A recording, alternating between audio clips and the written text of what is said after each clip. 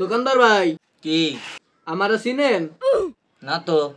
আমার বাপেরে চিনেন? আরে ভাই না। আমার দাদারে চিনেন? আরে ভাই কি লাগবো কোন? তাহলে এক প্যাকেট সিগারেট দেন তো। এই নেন। এ ভাই তুই কাশেমের পুত না?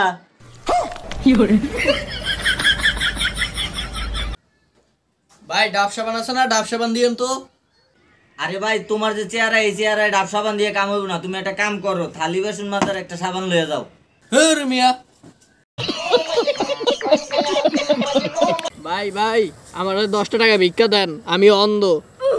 তুই অন্ধ কই? তুই তো 100 হেদা হোস। তাহলে ভাই 5টা টাকা দেন।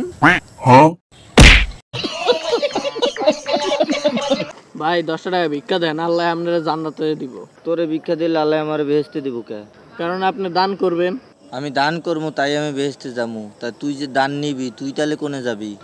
আমিও বেহেশতে যাবো। তাহলে দান করবো না। কে ভাই? তাহলে না তুই বেহেশতে যাই ওহিনেও আমার তে দান চাবি। ভাই কয়টা টাকা ভিক্ষা দেন। এমন করে ভিক্ষা দিলে আমার মতন বস্তা লয়ে ঘুরবি।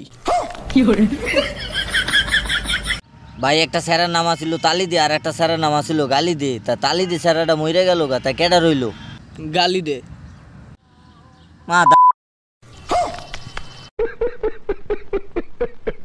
কাকা আমগো বাড়ি আপনার বিয়ে দাওয়াত রইলো।